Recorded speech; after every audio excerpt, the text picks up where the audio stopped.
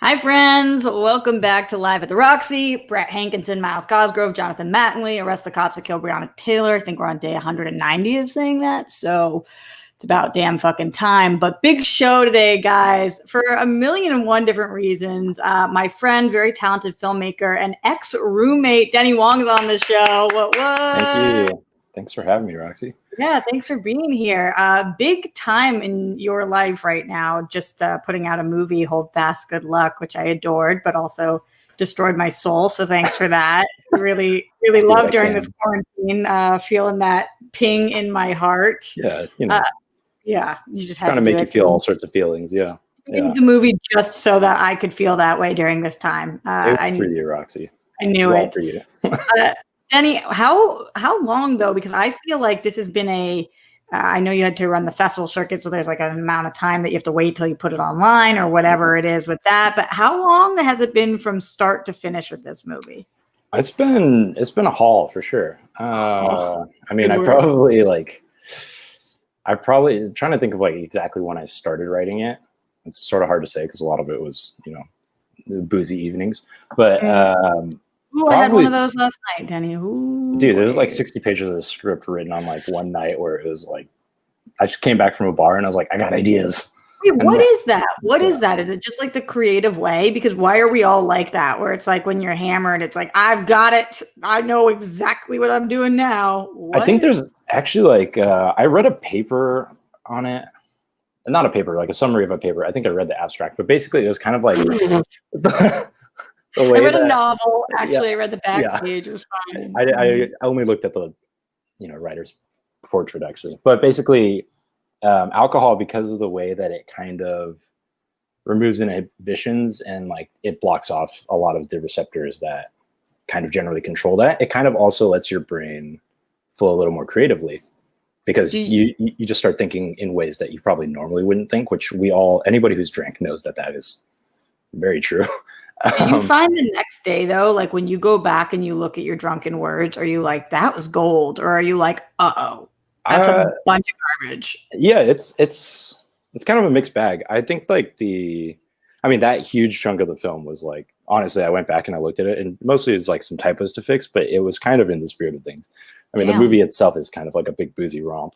So, I suppose if you write it in the natural state of the film. But when was that? So what year are we talking? That was probably late 2015, early 2016. Wow. Yeah. Damn. So pretty far back. And like realistically, ideas for this film had been like kind of gestating since like, even when we were roommates, like late 2014. I think that's the time frame. I don't know. It's crazy how long ago that feels now. Were you writing? I don't think you were writing. I wasn't writing it back then, but I was thinking about it because like I'd finished the short film. Or my main short film, Stay a While, whatever, right around that time.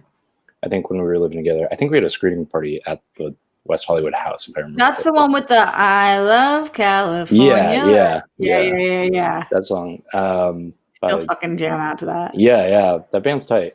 Be Calm Honcho, I think is their name. But yeah. So that short film was like not exactly the same film, but in many ways kind of like a spiritual predecessor, I guess, to this. It was like a dry run, I guess. It had its spirit in there. A lot of people do that with the short film that's like in a similar tone or vein, and then they're all right, now I'm ready for a feature. Yeah. Do you feel like it did prep you? Do you feel like without that you wouldn't have been able to do what you did with this movie? Yeah, I think short films, like, they don't make money. They rarely make it into festivals. So I think what they're best for is, a personal project, like personal practice. And I think the biggest thing that it helped me with was just kind of like, sussing out the feels, basically seeing what hit and what didn't. And like, like trying to figure out what was important about the story, like what moments people are interested in, or even me, myself or whatever, like, and just kind of seeing how to represent the characters like in an appropriate way. I think the short film was really good with that because, you know, you have like 10 minutes, you really have to like distill it down and figure out, you prioritize things. And once you can kind of like extrapolate out from there. So there's a lot of filmmakers, upcoming filmmakers, want to be in the film industry that watch this show. Would you recommend, like, if somebody has an idea for a feature and they want to just like go out there and make their movie, are you like chill for a second, make a short first, make sure that you've got the right tone, vibe, figure out how to do that before you jump in both feet?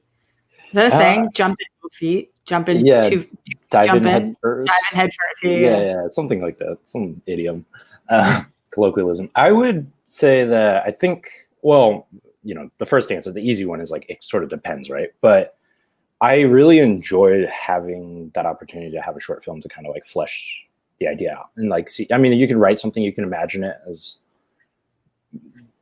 thoroughly as possible in your mind, but until you've like actually like, you know, put fucking digital message to SD card and like cut it up, like it basically, until you see the video version of it, it's always going to be a little different. And then it also kind of gauges just like how, you know, you have like the whole reality versus expectation sort of thing with making a short film. So it's really useful for that. I think that there are obviously people who I think their minds are work in wonderful ways and they can like imagine something and then create it almost to a T. I'm not one of those people. So like for me, it's an incredibly process. I am the kind of person who kind of just like hits something with a hammer until it fits the shape that I want it to be. And, you know, short film. I'm that too. I think that's me too. Yeah. And, you know, it's an incremental process for me. I can't go from zero to finished product right off the bat. I got to just bullheadedly hit my head against a wall for a while. Rewinding for a second, because obviously I know more about your history, but for everybody in here, so like what prior to this, obviously, right, was this always the dream? Did you always want to write, direct, produce the whole 9 yards of your own film? Did you want to like, what is your background? Obviously I went to USC with you, so I know you're a film student, but like, how did you get to this point? Yeah, I think like when I was at school at USC, for me, I don't know if it was the same for you. It was like a huge amount of figuring out what I wanted to do, right? Like when I went into college, I wasn't even a film major. What were you? I actually technically came in as a biology major. And then I found out very quickly that like science is hard and I'm not good at it. Was that like a parent's decision, or was that? Sort of a mixed bag. I really appreciate it. My parents have always kind of like let me run wild in many ways. Like they're always like, hey, this is probably the smart decision to make, but like you're going to do what you do. We're just letting you know that we've told you what is probably the right thing. So it was kind of like a nod to that where I was like, okay, maybe I'll be practical about it. And then I came in and I was taking chemistry for the third time in my life. And I was just like, you know, if I haven't gotten it by now, I'm not sure this is like the move for me. Do you think that because you're really fucking smart, Denny, so it's not that you couldn't have gotten it. Don't you think it's like your brain being like, no, I don't actually want to get this. Like, I'm not going to put the time into this because I don't care about this. I think maybe a combination of that. I mean, I appreciate the very nice words. I think. What did I say? You're so fucking smart. Yeah. Denny fucking smart. I try.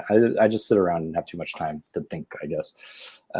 But yeah, I think a big part of it was like I was young and like I think now if I went back into chemistry, I'd be a much better student. I think part of it was young. Part of it is just like I think when you're really uncertain about whether you want to be doing something or not, it's hard to commit to it, I guess. At least that's for me. So I think now I could probably, I really enjoyed science, obviously from like a layman's perspective. And, but I do find it incredibly fascinating. And I think it would be something that I'd be interested in now. And I do think what you're saying is kind of right. Like, you know, just not being young and like in college, yeah, you're just like, oh, I'm trying to like have fun sort of. But then why were you like, actually no science, yes film? That one, I think, was just kind of me asking myself, like, what do I like? It was like a very, you know, like, okay, what do I prefer to, like, what do I like to do for fun, right? And it was like, I really like music, like really big into punk rock and stuff when I was a kid and that scene. And so I was like, okay, I really like, I mean, calling that music up in the air, depends on who you talk to, but like, same idea. Like, so I was like, I really like that. I really like photography and imagery. And then I was like, well, bringing those two together, I think is something that sort of fascinates me. I wasn't like a huge movie buff back then, but I think the idea of being able to set stuff to music, just like something as simple as that was like interesting for me. Or like, How important do you think, if you decide you want to be in the entertainment industry, specifically with movies, how important do you think it is to become a movie buff once you decide that's what you want to do? That's a really good question. That's one that I actually have a lot of discussions with people about.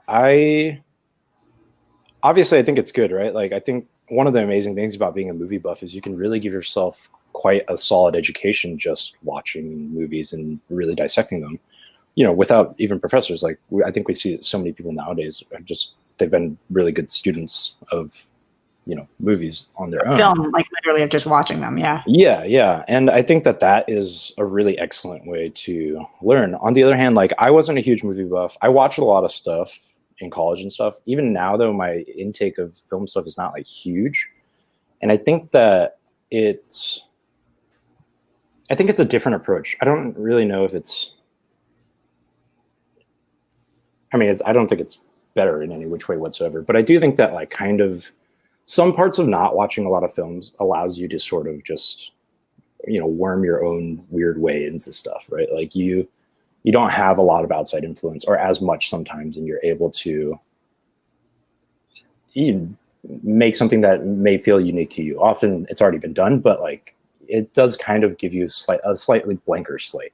Well, they say like in order to break the rules, you have to know what the rules are, though. Yeah. So you have to know enough about it to know when you're fucking up or like when you're doing the right thing. Yeah, exactly. And I think that's sort of the flip side of it. It's like, it's nice to have a blank slate, but you'll often just be retreading ground that other people have tread just because you haven't like figured it out, explored it or seen it. Yeah. You don't know the rules. So you're just like, oh, this is so rule breaking. And it's like, well, actually they did this in 55 or whatever. Like 100%. Some angry Frenchman already did this. Like, what was his name? Godard, the whole lot of them. Jean Godard. Yeah. Jean-Luc Godard. I was making fake Francis names. Truffaut. So you gotta just make them up. He's an angry Briaziago. I guess that'd be Italian. But whatever, we don't know. He could have taken a French lover and considered that's fine. Guys, close place. Yeah, these are all very, very. I already see a ton of questions coming in for Denny, so please get in your questions now. Streamlabs.com/Roxy Strider. If you're in the $10 up tier on Patreon, already questions being submitted in here. Some of them are about Denny and I previously living together. Some of them are about filmmaking. So let's start with this one from Glenn Caesar, who says, "Hello, Roxy and Denny. Happy Thursday. It's great to have you on Live with the Roxy, Denny. Thanks for joining Roxy and virtually hanging out with us today. I'm looking forward to hearing the rest of the conversation and learning more about you and your journey as a filmmaker. Glad you're in the Rockstars band. Denny, since you're a producer, screenwriter, director, those all had slashes, I'm wondering what other screenwriters and or directors have been an inspiration for you in your life and career?" Oh, it's always a good one. I think, the list is pretty huge, but right off the bat, I think some more esoteric ones would be like Krzysztof Kieślowski. He's like a Polish director. I don't even know who that is. Yeah, he was he was a Soviet era Polish director and also made stuff post-Soviet era. Would I have seen any of his stuff? I don't know. Unless you're seeking it out, maybe not. His most famous work is called like The Decalogue. It's like a 10-part miniseries essentially. And then he also made the Red, White, and Blue trilogy, which are technically like Polish-French co-productions. But I think the thing with his films that I appreciate are he was like incredible. Like he has so many good quotes about like how filmmaking is at its core like a humanist endeavor and how that's kind of his goal. And I think something about that is like, especially with his unique life experience, was really fascinating. I think more contemporary filmmakers that I really enjoy, I really like Denny Villeneuve. I think me too. Are you excited for Dune? Yeah, I think so I kind of have mixed feelings about it. I'm excited, and I think like Denny Villeneuve's style is so strong, and that's both a good and not exactly a bad thing, but it's interesting. I guess Blade Runner is like the best example of this, where like Blade Runner 2049 is like an incredible film, but because it followed up on, Blade Runner from the 80s, it felt so different, and in a way that I loved it so much. Yeah, I loved it. I really enjoyed it too, and I loved the film, but I also like walked out and I was like, oh, these feel like incredibly different movies. Like they're in the same world, but they almost didn't Well, he puts feel his that stamp way. on things for Yeah. sure. Yeah. This is mine. I'm a dog, and I just peed on it. And Yeah. now Yeah. you know where it came from. Yeah. There we are. With Dune, I think I'm excited because each iteration of it has been or the iterations previous to it it's kind of like a standalone thing, right? So it kind of gets to be reborn through his eyes. So I think I'm excited to see it in that sense. And yeah, I mean, him with giant sci-fi set pieces, I think is really a trip. It will be so much fun to watch. Yeah. No matter what, it's going to be cool to watch. Yeah. All right. Another question in here from Weston Ira, who says, hashtag Dexy. So Weston always tries to give me ship names with people. So I guess that's Denny mixed with Roxy. Yeah. Hashtag Dexy is here to save us from 2020. Roxy, I hope your hangover isn't too bad. Maybe it's a respect thing, but I'm not asking about scandalous-ish things about Roxy, though that's just me. My question is, this is interesting. My question is, Denny, are you any good at movie trivia? I know a solid team that could really use some more top-notch players. I manage a movie trivia team. I would say that I am at best moderate. I think I'm the kind of person, I know a lot about the things that I know a lot about, but then there's like huge areas that are gaps. Lots of big blind spots, like for sure. Talk to me about like 90s rom-com, it's over. I don't know anything. What? I feel like you would love rom-coms. I do, but like the 90s rom-coms, I don't know. I just like missed the boat on that. Whenever like Jan talks to me, it's always like, or my friend Jan, our friend Jan. Jan is in the movie. He does a great job in the movie, but also you guys know my friend Sarah Stratton. That is her longtime boyfriend. They've been together for like 7 years now. Twice as long as I've committed to anything in my life ever. Yeah. COVID's been interesting to them now that they have had to move back in with the rents. It's quite the journey. Yeah. They've had a time up there. That's why he needs the rom-coms. He needs the rom-coms in his life. Somebody in there mentioned that I was hungover, and in the Streamlabs, Ryan White said the World Girls last night was wonderful. Roxy, do you know how Dorina and Steph are doing today? So Denny, last night we did a live stream for Mexican Independence Day. I'm in this group called the World Girls, and one of the World Girls is Mexican, and she wanted to teach us about Mexican independence. All right. And so we went on air and played a drinking game, and in between like our drinks, we did like factoids where she would teach us about like, this is what happened in 1810, and this is who this dickhead was, and this is what happened here, or whatever. We got so fucked up. So fucked up. I kid you not, guys. I was okay. They were not okay. And both of them went to Boot City. So you had the end of the stream is like everybody's repeating themselves. Like we couldn't. It was supposed to be an hour stream. It went over 2 hours. Like we just. Oh my god! It was a disaster. So definitely feeling that a little bit today. I should have written a script when I was fucked up. Yeah, I mean, that sounds like you're doing a good. I feel like getting educated while drinking is always a fun. Is there going to be a pop quiz? Oh my god, I definitely would fail it. Sir Joker says, "Hey Roxy, hello, good sir, good day." Oh, Denny is such a good sir. Roxy, totally looking fetch today. Thanks, Denny. Who would you love to direct a movie with, and what genre would that movie be? Roxy, I don't have any more to give. Sorry, stay phenomenal. No, you're so sweet, Sir Joker. That's amazing. I really appreciate the support. Denny, what is your answer for who you want to direct a movie with, and what about the genre? Ooh, I think that one's a fun one. Sci-fi would be the genre. I think like I love sci-fi despite the fact that I've never made anything in it.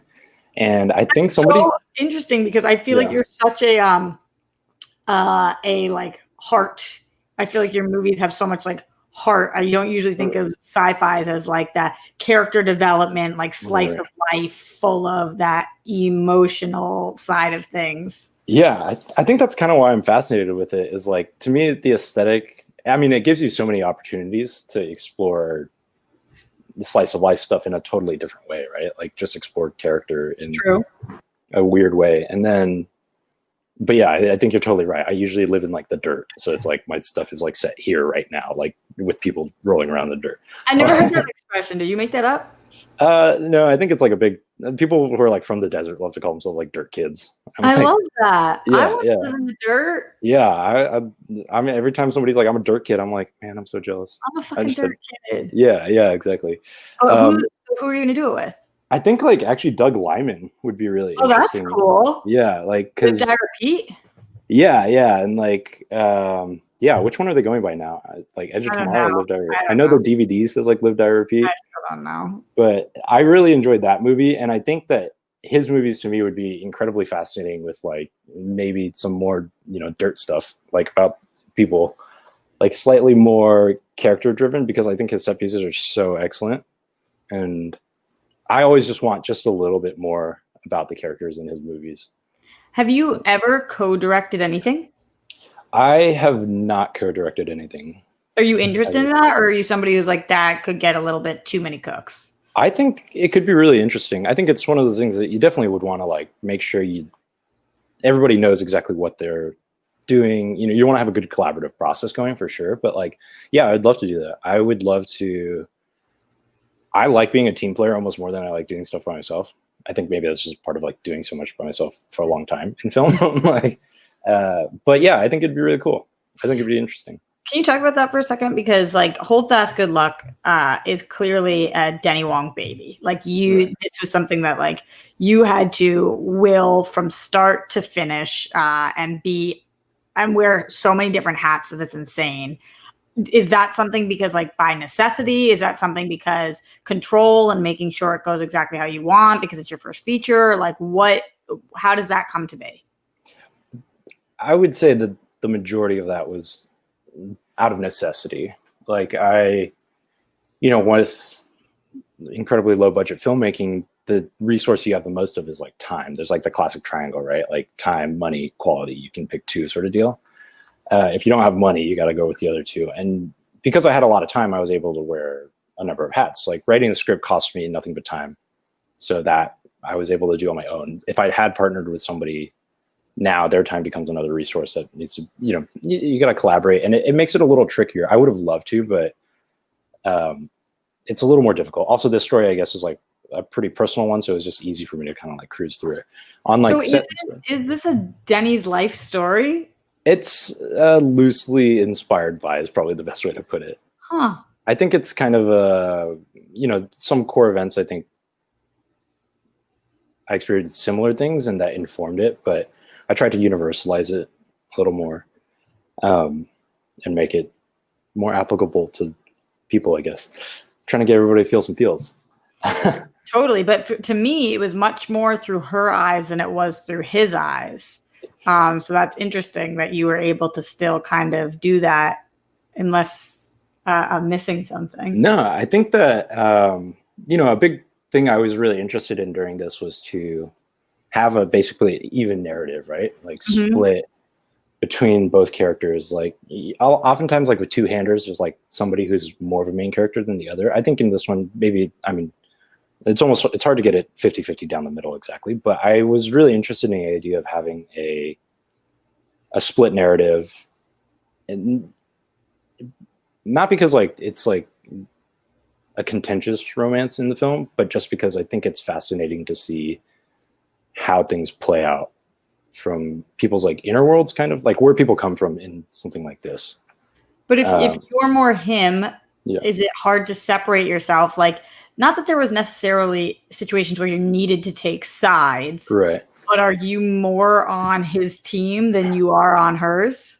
Well, I think that's a fun question. I actually kind of see a lot of elements of myself in both of the characters, really, which I don't know if that's like how most people end up creating stuff, but like for me, in some ways this ended up, I know this sounds like really pretentious, but it ended up, there are two people who get to debate ideas. I guess like it's just kind of how reality goes, but like there are two people who are similar, but get to debate out these ideas they have in their head with each other. It's so in some ways it's like they're talking to themselves, but like a foil of themselves.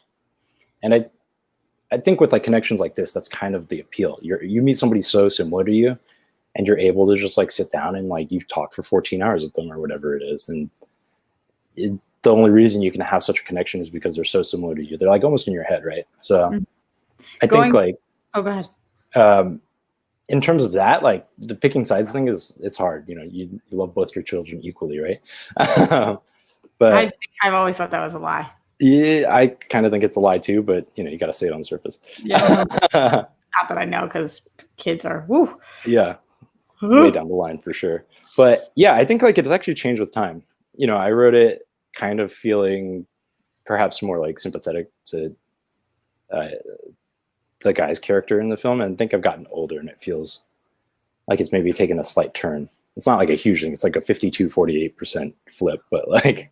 Were there incredibly different drafts of this where like major events changed, or was this always kind of the bones and just dialogue altered?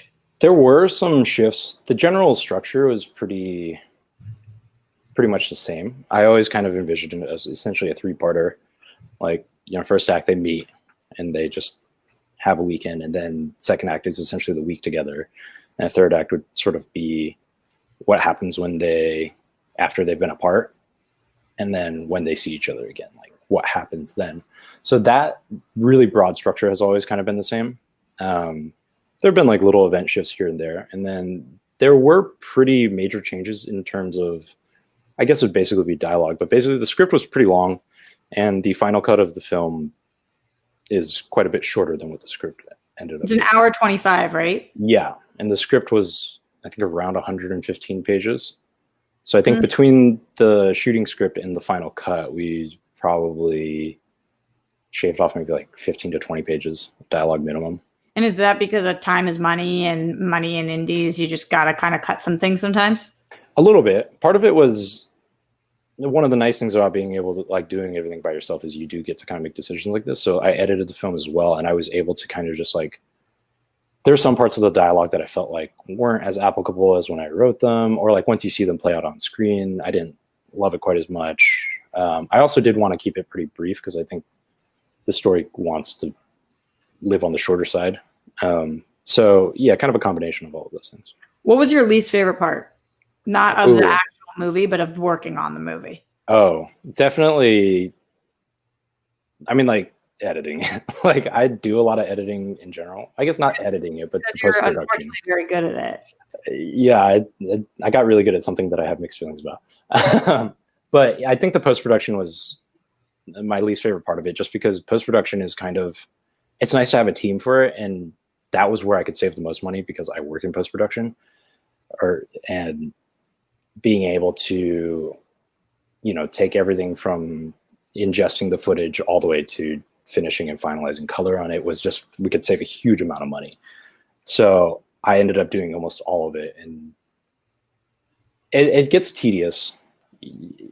Like on its face, it's pretty accomplishable, right? Like editing the first couple of cuts of it wasn't crazy, but then when you start getting into like little technical things, it gets really kind of, your list of small, you know, it becomes like death by 1,000 paper cuts, and that you sounds start doing.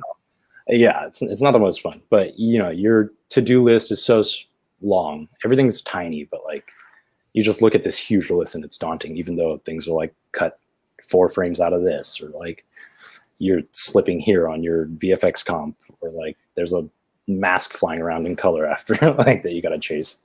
On the opposite side of that, was there something that you weren't expecting to love, but you were like, oh, this is a really cool fucking part about making a movie? Yeah, the production went incredibly well.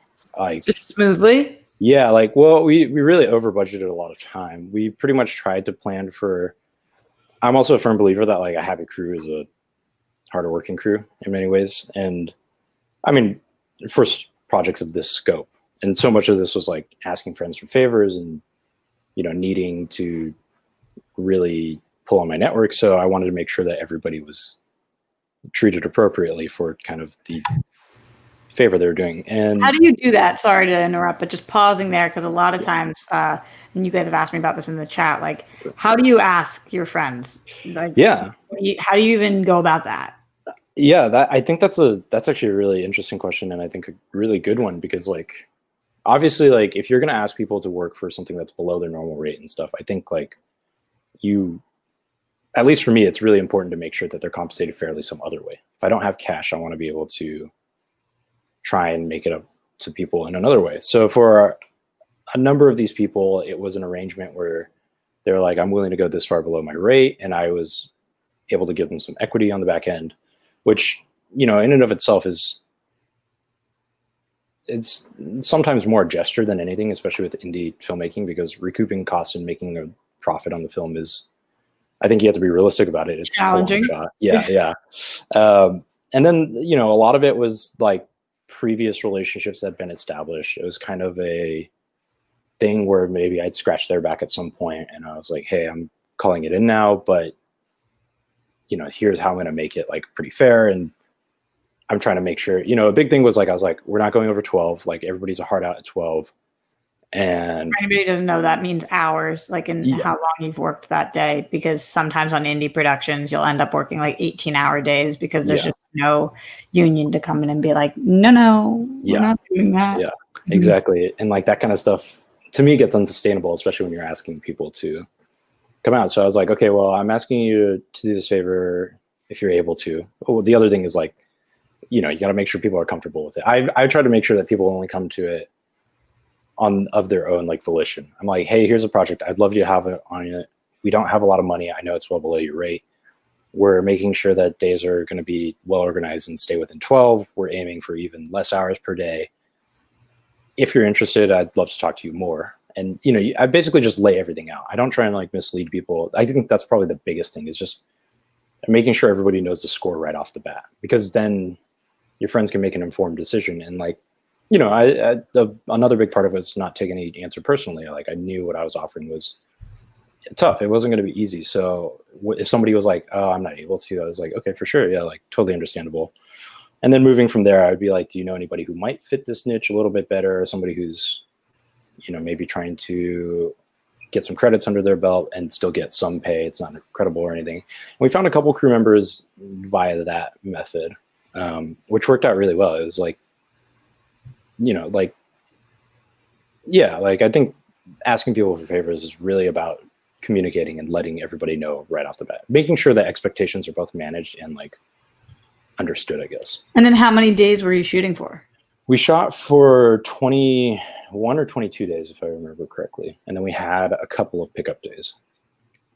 Pretty amazing that you did all that in that amount of time, Denny. Yeah, I was it looks really fucking phenomenal. The movie looks incredible. Thank you. Megan Stacy, the cinematographer, really killed it. Like I texted Stratton, our mutual friend who also worked on the movie, but I texted her immediately and I was like, Megan Stacy equals fire, fire, fire. Yeah. Like she's wonderful. Yeah, she crushed it. Like I could not be happier with how it turned out visually. Yeah. Like that was like, you know, I think I'm so lucky to be able to have worked with her on this. And, you know, like that was, I guess that's sort of another thing with like asking for favors, right? It's like Megan and I have a pretty established working relationship up until then. And so, you know, I'd let her know that I was hoping she'd be able to join on this project like way early out. Like even in the writing stages, I was still like, hey, if you're like able to, I'd love to do this. And like, was she a USC person? No, she actually, I think she went to LMU. Oh, you just knew her from work? Yeah, I met her through, I don't exactly remember which project, but yeah, I met her pretty shortly after school, the graduation. Shout out to Jay King. Thank you so much for the heart. Denny, so now do you use this to, like, now that it's out there, people can see it, do you use this to get your next job? Do you use this to try to work with somebody? Like how is this going to affect your career moving forward? I think that it's kind of an interesting time for like a lower budget indie filmmaking, I think, because now there's such like an influx of indie features really that. Are you saying interesting time because of COVID in 2020? Or are you saying interesting time because just that was the way that things were going anyway? Kind of the whole 9 yards, really. COVID sort of like really like, I think, peaked it in some ways. The market for indie filmmaking, it wasn't like flooded, but you know, it's become quite a bit more accessible for people to make indie films. And it's no longer like an impossibility. Now it's just a fairly difficult task. Whereas it used to be like, oh, if you got one, like there's a chance of you know, the chances of it being seen at a higher level, I think were maybe a little bit higher just because there weren't as many of them. So now I think we're now in a world where a lot of filmmakers are making indies and kind of trying to figure out their next steps for what to do with them. For me, I have this kind of as like a business card in some ways, like a showpiece. We were able to sell it to distributors, so that's kind of another like feather in the cap that I am able to bring to any potential discussions if I ever have another project that, I'm able to start discussing with financiers or whoever it may be. I'm basically able to do it. How does that work, Denny? Is that because like people saw it at a festival, or how do you even start the conversation of figuring out how to sell to distributors? Yeah, that one is with the distributor one. So we actually submitted to a ton of festivals. Festivals are incredibly hard to get into now with features. I submitted to, I don't know, maybe like 3-4 dozen festivals, and we actually didn't make it into any of them. That shocks me. I was sort of surprised, but also not hugely surprised. Festivals is it because you don't have a massive name attached to it, or what do you, I'm sure you've thought about it. What do you think the reason is?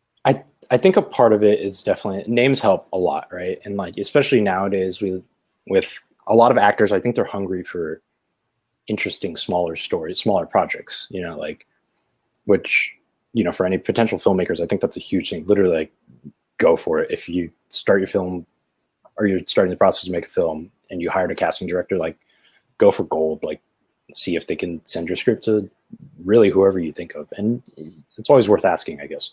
But having a name attached, I think, is really helpful, especially like even relatively small festivals now will have like a premiere with a name in it, or with somebody who's a name who's directing for the first time or something of that nature.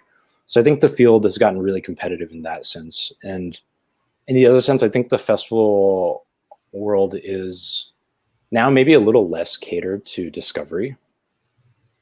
I think in some ways the internet has actually sort of pushed festivals a little bit outside of that niche. They've become more of like a networking thing for established or semi-established people. So I think like breaking into it is via festival. I think that was like a more traditional path. I think now it's a little trickier to kind of make that happen. However, like what did happen for me was I submitted to a festival that wasn't able to program my film, but somebody on the board was like, I was able to watch the film and I really liked it. I'd like to represent you as the sales rep. And, Oh, interesting. Yeah. So still valuable that you were submitting to festivals, because otherwise you wouldn't have had that. You never know how life's going to fucking work. Yeah, exactly. So it was like, I can't discount submitting entirely because, we found our sales rep through that, and our sales rep was able to eventually find a distributor who made an offer that we liked. And, as Gravitas was the person who distributed, I think you saw that title card probably at the beginning of the movie. Mm-hmm. But yeah, that's pretty much how that process worked. And I think it's hard to say that that's like a good path to follow, because honestly, like even from my point of view, it feels kind of like a lucky one-off. It's a crapshoot kind of. Yeah. And I think the best advice, which I'm sure is like such a cliche, but it's honestly to like make the best film that you can, because if you see something in it and you do a good job of making it into what you see, I think like eventually if you like send it out enough, like somebody will see it. And I don't know, festivals are hard. They're expensive, which is really the difficulty in recommending them. That money adds up really quick. And I think festivals also look for pretty specific stuff. If you're for festivals is expensive? Yeah, it gets pretty pricey. Especially if you're doing 30 or something like that. Yeah, I spend a lot more money than I'd like to on just submissions. But another thing is, I think if you make like a genre film, if you make something that's like horror, specifically horror or specifically sci-fi, I think that helps a bit with festivals, because you're able to go to specific festivals that are specifically oriented around that kind of stuff. So that's definitely something to keep in mind. I think for if you were doing this again, if you were making a feature again, that would be something you would try to do? Potentially. I don't know. It's hard for me to, I guess I kind of make stuff because I feel like I need to, otherwise it's going to like explode in my head.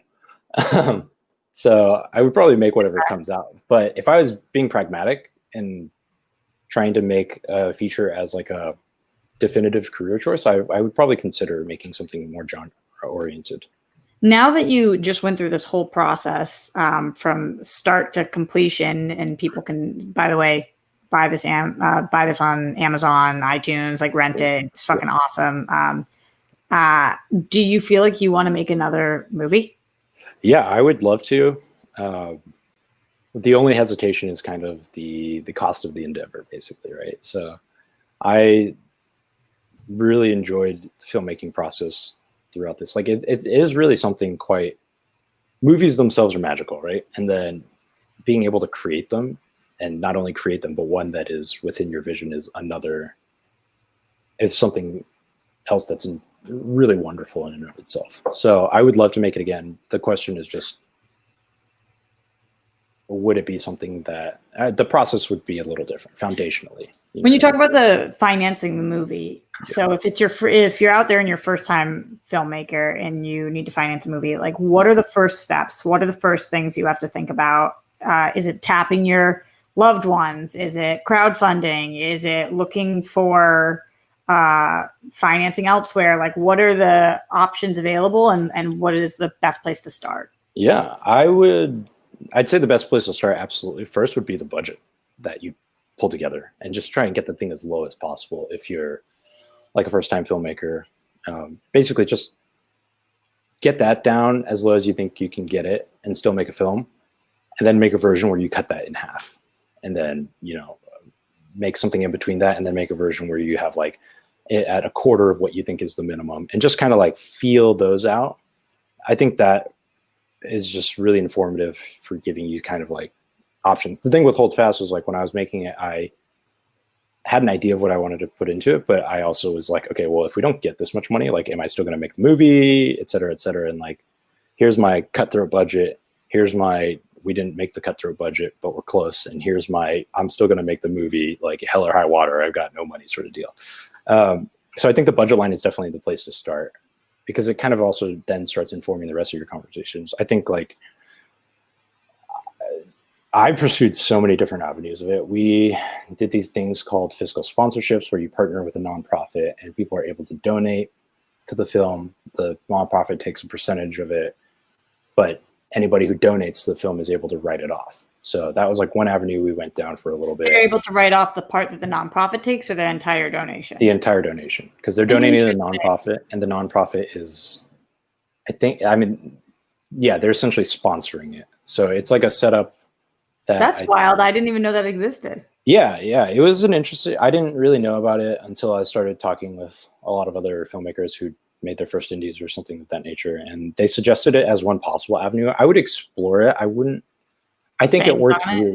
Yeah, I wouldn't bank on it personally, unless you happen to know like somebody who would prefer to be a donor and write it off rather than an investor. Like in that situation, which I think pops up a decent amount. There are people who would prefer to just donate and like, essentially be a patron, right? Like an artistic patron. They'd rather donate than try and make money back on it. So I think in that situation, it might be good. The percentage that these places take is, I don't remember exactly how much, but it was like 3 to 10%, which is in that range. I think it gets pretty, you got to start doing the math after that and seeing if that's worthwhile.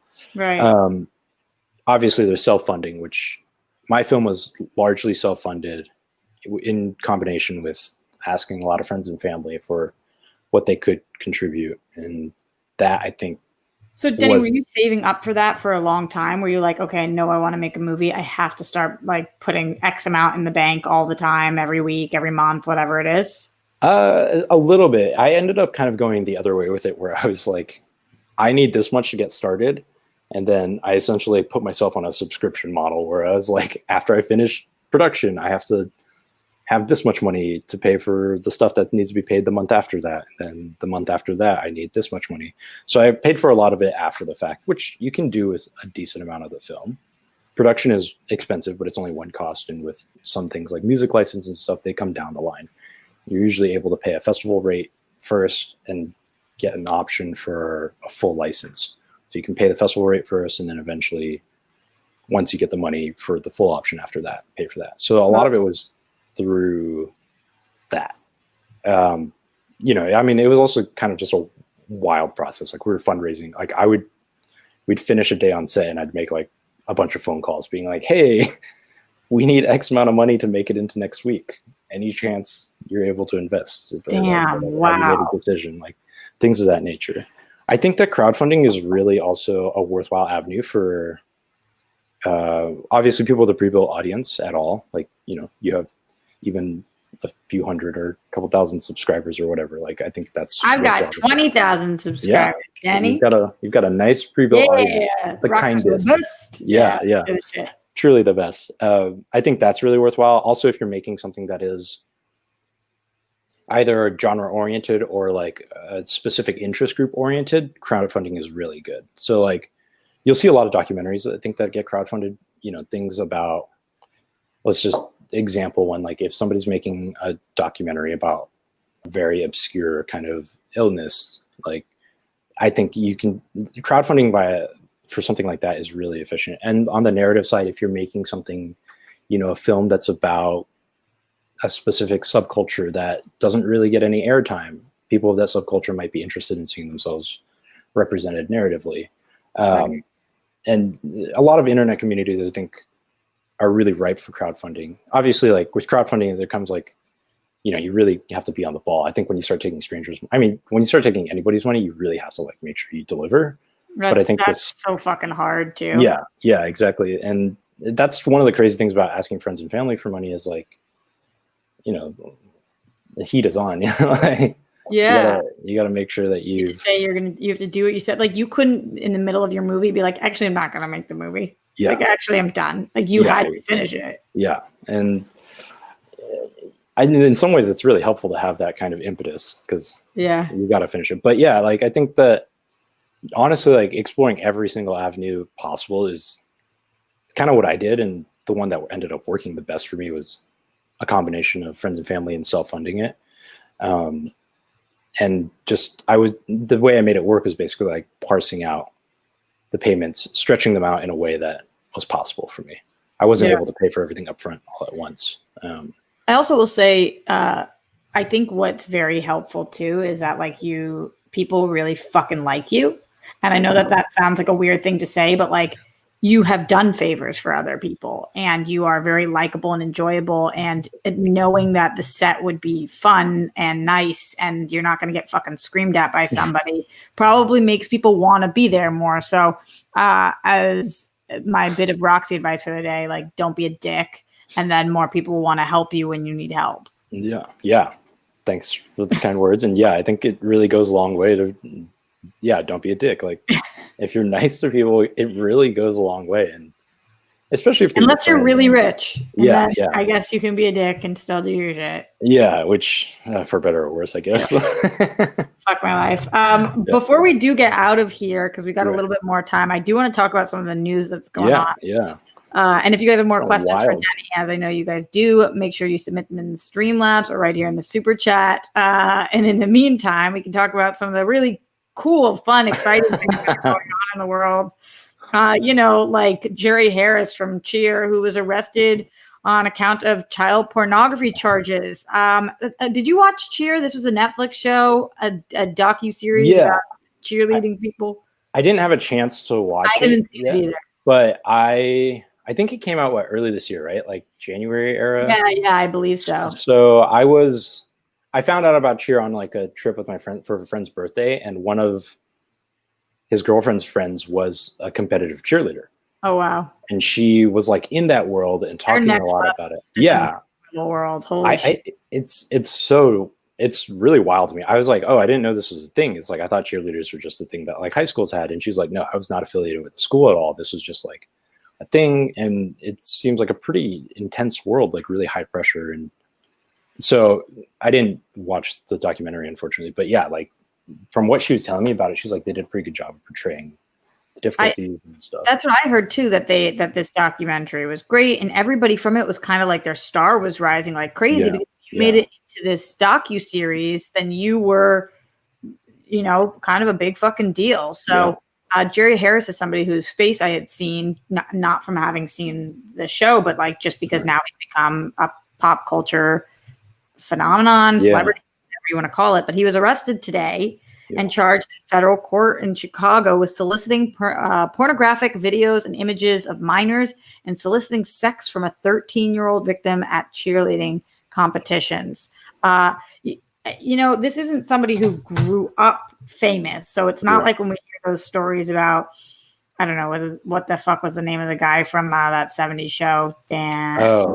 You know what I mean? It's not like the people have been a part of this forever. So we really don't know these people. We don't know these people we just like see in docuseries, the Carol Baskins of the world that are now on Dancing with the Stars. Like, we don't know them. We just know them for a very brief time. Still, it was shocking. And it's just like, fuck, why? Why does this exist in the world? Like, why are some people like this? Yeah, I mean, I think that question is that was a hard one to answer, but and the fact that it keeps occurring in like really competitive, I don't know what to call them, the sports that are on mats, right? Like gymnastics, cheerleading, and wrestling had like a thing for, I mean, I guess the movie Foxcatcher, that was a while ago, but like things of that nature. Yeah, I don't know. There's definitely wrestling issues as well, for sure.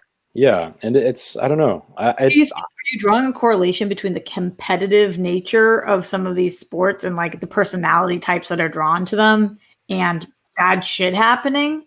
I don't know. It's hard to say. I mean, so I'm not in these worlds, and I only have a really brief overview of gymnastics from people I knew in high school and stuff. But like, I think it's kind of a combination of like, they're incredibly like physical sports, and there's like a lot of contact in terms of like coaching and stuff like that. And then a lot of times what I understood was like, you get dropped off at practice for like 4 hours.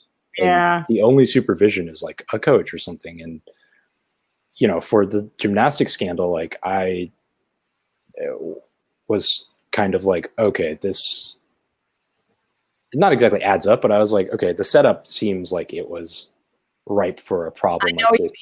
Yeah. I know you mean like this could have been problematic, and because we can't trust people, apparently it is. Yeah, exactly. Like, you're hoping to be able to trust people like in this sort of a situation, and maybe there was a time when that was more viable. Yeah, and it's the same reason why we watch all the Mr. Rogers docs, and we're all like, "How's that person real? There's no way he was that good." Yeah, like, we just don't even believe it anymore because that's not the time that we live in right now. Yeah, exactly. It's just like nobody's like that. Joseph Ashley says fame went to the head, cloud judgment. I don't know if fame went to Jerry Harris's head because Jerry Harris has not been famous for very long. So, like, what do you think, he got famous and then this is what he did with the fame? Or do you think that this has been ongoing? I mean, I guess we'll find out with the investigation. I think the article that I read said that it was happening before the docuseries even. And that it carries a minimum of 15 years in prison on conviction, which, like, I'm not mad about. It should be a minimum of 15 years if that's what you're fucking doing. Yeah. The other crazy thing is Jerry Harris is like pretty young in and of himself. So it's like. Yeah, totally true. And like that, I don't know. I feel like that kind of has to be a learned behavior of somebody, but like at some point, some mentor, somebody in his life opened that door for him. Yeah, I'm not. Not trying to be an apologist or anything, but I wouldn't be shocked, I guess, if it was something maybe traumatic has happened and suggest or like, oh, fuck people. But it's and like, fuck people who don't realize that their actions then have consequences for years, because like something did happen to him or whatever it is. Speculating, obviously. Fuck that person, because then you fucked over so many other people. Like, dominoes. Big ripple effect. Dominoes. Speaking of strange fucking things that are happening in the world, though, apparently Floyd Mayweather and Logan Paul signed a contract to fight. I know that Logan Paul had been doing those like YouTube fights. Whatever that was. KSI. But Floyd Mayweather is like the guy. I mean, this is not, you're so out of your league now, I don't even know what to say. What do you think? Do you follow any of the fights, or is this not your world at all? I watched like a couple of clips of the Logan Paul versus KSI fights, and it like, in kind of a big callback, it actually kind of looked like the boxing match Justin Trudeau took with the other conservative minister. I don't know if you've ever seen that. No. But they had, I think it was for charity, but they had like a boxing match and the loser had to cut their hair. Oh my God. Like, watching two Canadian politicians in the boxing ring is like hilarious. But it kind of reminded me of that, where it's like, you know, boxing, I'm sure it's easy to be like a armchair person and be like, oh, that looks like they're not like hitting each other that hard at all. But like, I'm sure like in the ring, like the Logan Paul KSI fight was pretty intense for them. But watching it was kind of like silly. Yeah, I was like, I mean, this is a boxing match. But isn't this actually dangerous? Because couldn't Mayweather like seriously murder Logan Paul? Yeah, so this is why this one is like crazy to me. I'm sure, to me, this feels more like an entertainment spectacle than a boxing attraction. You think they're probably both making so much fucking money? Oh yeah, definitely. Floyd Mayweather, if you know, for all who he is, like I think he's always got a good nose for chasing the money. Yeah, for sure. Like, it kind of reminds me of the Pacquiao Mayweather fight. Like I think, but a little different because this is yeah. Paul. Yeah, definitely different in the sense that YouTube star. Yeah, the competitors are really, the disparity is massive. Like Pacquiao theoretically was at the top of his game when they fought, and they were both the top of their game, respective games. But I think, you know, I think it does kind of come back to a money thing. This feels like it'll be lucrative, and like sort of the absurdity around it maybe is like a marketing pitch that they feel like is interesting. I don't know. I'm reading a quote. So this is from Mike Feinberg of The Fighting News, who claimed to have actually seen an image of Floyd Mayweather's signed contract to participate in the match against Logan Paul, which is supposedly happening this year. Yeah. He says, in the boxing world, Floyd Mayweather Jr. is coming out of his retirement and has just officially signed a contract to fight an exhibition match against Logan Paul, YouTube sensation Logan Paul. I don't understand the fight. Logan Paul has tried his hand at professional boxing, couldn't even beat the other nobody that nobody's never heard of before. He's now 0-1. He's going to be fighting one of the best in Floyd Mayweather. It's going to be a joke of a fight, but it's signed. It's official. I heard it from a reputable source today. Yeah. I even saw a picture of the signed contract where Floyd signed on the dotted line for his exhibition match. Hey, it's going to be a walk in the park for Floyd. It's going to be very simple, but apparently there's some kind of money in it because it's going to be on YouTube, and Logan Paul's got lots of followers. Yeah. Do you think that there is literally 1% chance? Is there any percent chance that Logan Paul takes this? Oh, I'm definitely not a boxing expert in any sense, but it'd be hard for me to see a situation where Logan Paul takes this. I feel like the answer is no, right? Yeah, that is definitely the gut reaction. The answer's got to be no. This has to be like, I mean, one, there's got to be tons of money riding on it, and two, I don't know. There's got to be like some sort of other showmanship happening. It sounds like it's probably going to be a pay-per-view on YouTube like they did the last time. Okay. And honestly, I am mad at myself for saying this already, but I'll pay to see this. I think that might be the draw of it, or people are just so stupid though. I think maybe it just appeals to the part of people where they're just like, what would happen if we put the Mentos in the Coca-Cola bottle? Oh my kind God. of deal, you know what I mean? That is me to a T. Yeah. Another Streamlabs coming in from Glenn, who says, thanks for giving us a great show, Roxy and Denny. This is fun. 2 thumbs up. Here are some lighthearted questions to ask some of my favorite guests of Roxy's. Number 1, do you have a favorite go-to food, Denny? Okay. You're going to answer, and then I can keep going with the other ones. Man, that one's so hard. It really depends on the mood, but like, I mean, I'm always a sucker for like Chinese food or Korean food. I love Chinese food. I'm going to get Chinese food for lunch just because you said that. Yeah. Number 2, favorite dessert? Oh, honestly, probably like a smoothie. I don't have a huge sweet tooth. Are you fucking kidding me? A smoothie is not dessert.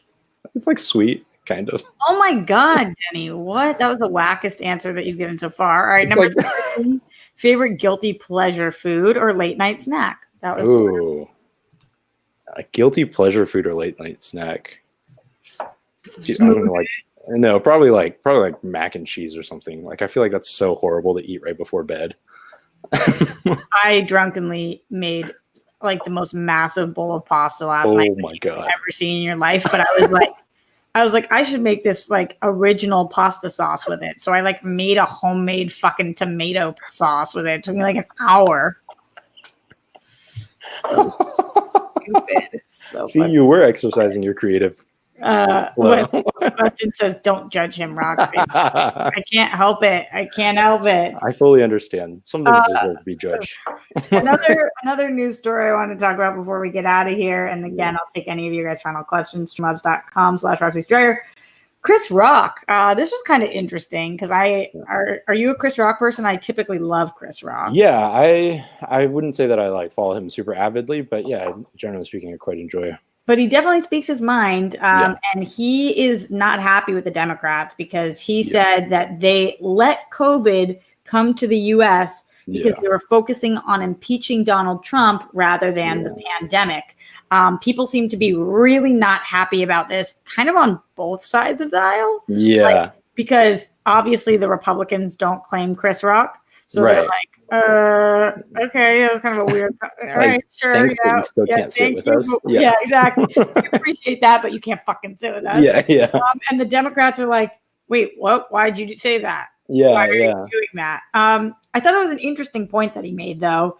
Yeah. Because he was like, the point being that we never were going to be able to impeach him. So that was a waste of our fucking time. Yeah. And the thing that, and I hope I don't get kicked off the internet forever for saying that, the thing that I really agree with him with is that, like, we kind of need to focus on the things that we need to focus on. And I hate the fact that politics have taken a play into this pandemic at all because people are fucking dying. Yeah. It's like no matter where you are, like, refocus your energy on making people live. Yeah. So people are mad at him, but like, I kind of see what he's saying. I think it's stupid that he said it, but I kind of see what he's saying. Yeah. I mean, I ended up like clicking through the link of the article I saw to read his actual interview with the New York Times, and the full quote, I think it didn't seem like it was totally in jest. It's hard to tell, like, seeing it, especially because he's a comedian. I don't know what he's joking or not about, but I think like kind of the gist of what I was reading into what he said was an interesting point. At least he was basically like, we know Trump's a child. Like, this dude this is not going to be the guy who guides us correctly. He's not going to do better. He's not. We know that. So now we're spending our energy trying to do something that, like, he's not going to get better. Yeah. And he was kind of saying that, like, the Democrats should have been the adult in the room and understood this was a threat, which I kind of understand on one hand. I mean, I understand why people are mad too. Like, it could easily be perceived as him putting fully the blame on the Democrats, but I think the steps to get there are basically like, well, okay, Trump is obviously he should be the one in charge, but you know, we're a chicken with our head cut off, so somebody's got to crew the boat. And the impeachment thing, I think, that one's tricky. I think that there are surprisingly probably a lot of people who kind of agree with him that the impeachment was always going to be. It wasn't going to work. Yeah, I think after a certain point, it became pretty clear that, like, it wasn't necessarily going to happen. Not that I don't think that, you know, Trump, his litany of like issues in office is so long, but I don't know if the impeachment thing was ever going to happen per se. It's not that he's not necessarily deserving of being impeached. Yeah. It's just that right now we can only deal with what is. Yeah, exactly. What is that it wasn't going to happen. Yeah, and I think they knew that. So like putting your focus there when we're in a pandemic. Yeah. Do you remember, Denny? Do you remember my friend Natalia Ramos? Yes. Okay, so she has gone like really into politics. Okay. And she's still acting and doing all that stuff too, but she's like very, very politically invested right now. And she came on this show and we were talking, like, one of the topics I was talking about, I forget what the fuck it was, but Trump had said something super, super stupid on Twitter. Right. Like something so stupid. Yeah. And she didn't get mad at me at all because she's amazing. But when I was talking about it, she was like, let me ask you this. Why the fuck are you talking about this? Yeah. When really, like, what we should be talking about is the fact, like, any of the things that are actually tangible that he's doing. Because, like, you're annoyed because he said something stupid on Twitter. Yeah. And, like, really, it's about the fact that, like, people are fucking dying. Yeah. And it's all a distraction from that. Yeah. And I really do believe that. I still talk about the things because I do a show every day. So right. But I do believe that that's true. Like, the impeachment thing was definitely a distraction from what I really hope we focus on, which is saving people's lives. Yeah. And I mean, I think that's one of Trump's biggest tactics is he's just, which I have honestly kind of been disappointed because I feel the Democrats have sort of taken the bait, but he essentially brings you down to his childish level. You're trying to play a game of wall ball and he's starting to make up his own rules. And you're like, well, I'm going to make up my own rules or whatever. And you know, like this is obviously a very simplified metaphor, but I think that, agree with you. Yeah, like I think that it's been unfortunate to, like, you know, this is the part that I sort of agree with what Chris Rock is saying, is basically just like, he's kind of a known variable. You know, he's a piece of shit. Like, you gotta, so you can only change what you can change. We're not going to change Donald Trump, right? Like, For sure not. So you can only control what you can control, and what the Democrats can control is still a decent amount of stuff. So I think, you know, I'm not saying I wouldn't go as far as to say they'd let COVID in, but no, for sure not. That's the part that he said that was like, all right, that's fucking stupid. Yeah, that's like definitely a little further than I would stretch it. But, you know, it is kind of one of those things where it's like, okay, well, there are still issues at hand, irregardless of whether he gets impeached or not. You know, you gotta take the wheel. If nobody's at the wheel because, you know, he's too busy on Twitter or whatever, like, somebody's got to step up, and instead of just like slinging back. It's also like, you know, getting a name calling match with Donald Trump is, I don't know. To me, that's a futile effort, because, like, the guy doesn't care what you say. No, so not at all. If you start like calling him, he doesn't care. But this is why it's challenging, Denny. Like 22 minutes ago, this is what he tweeted, and this is one tweet of hundreds of things over the last several days. Okay, 22 minutes ago, this is what he says: the Democrats are just angry, all capitals, obviously, that the vaccine and delivery are so far ahead of schedule. They hate what they are seeing. Saving lives should make them happy, not sad.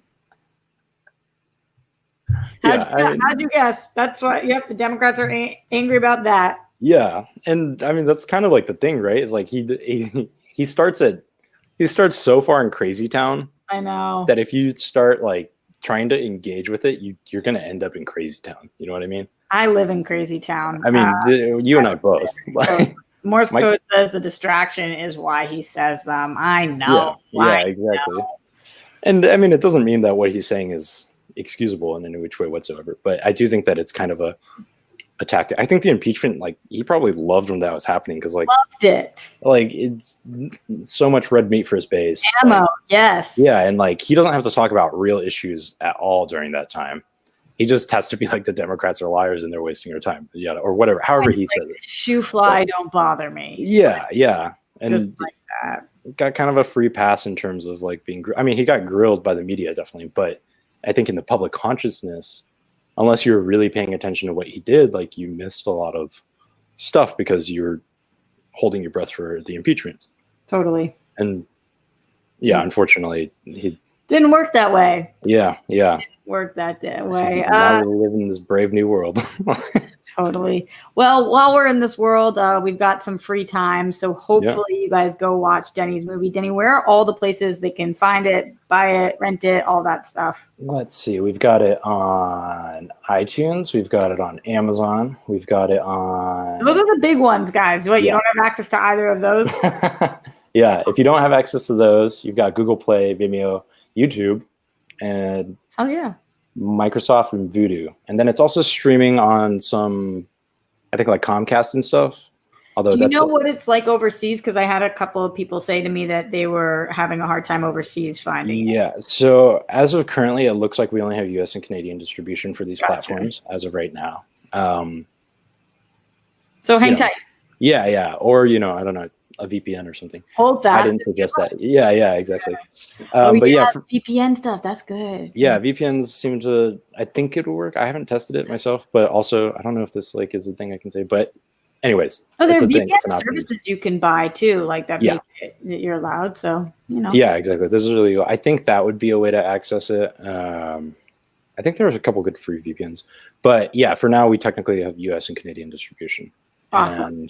And how's the reception been so far, Denny? Sorry, I'm asking you one more question before we get on. No, you're good. So far, I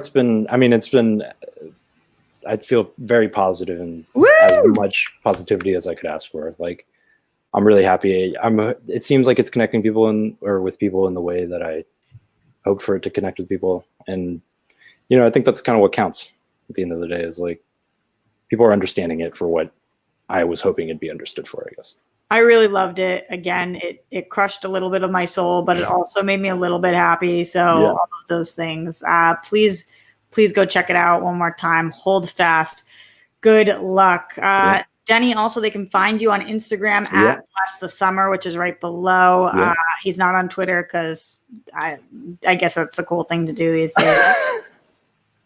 So cool. I'm just a tender baby. I can't handle it. I get that. I get yeah. that. Guys, if you have any comments on this video, I'd appreciate if you left them. It helps with the algorithms. Leave that thumbs up as well. I will be back tomorrow, 1 p.m. live at the Roxy. And then tomorrow night, I'm doing a special Rosh Hashanah stream with the World Girls. I'm teaching them all about Rosh Hashanah. All right. Get your apples and your honey ready. We have our you- friend DLT coming on. She's a Sunday school teacher, and she's going to help us with all that. Nice. What were you going to say? Am I going to what? Are you going to do it like Mexican Independence Day style? Where I don't think we can get that. I mean, literally, as we're doing the show right now, I'm getting text messages from Dorina and stuff. Like, they are laid out. Like, not well. I mean, like, really not well. So I don't understand how they got so much more fucked up than I did. I don't know whether I was pouring smaller shots or what, but they were like, woof. I mean, Dorina's husband started messaging me and was like, what the fuck, Rox? What'd you do? What the fuck? And I was like, ooh. Sign of a good night, right? Yeah. But he was just like, can you please like check in with, like, make sure everybody's okay? Like, put people on their sides. I was like, oh my God. We really went after it. Really took that one. Really went for it. Daddy, you're the best. I'm so glad we got to hang out today a little bit. Miss being your roommate. It's been a long time. Good times. Thank you guys for watching, and I'll see you tomorrow live at the Roxy, 1 p.m. Thanks.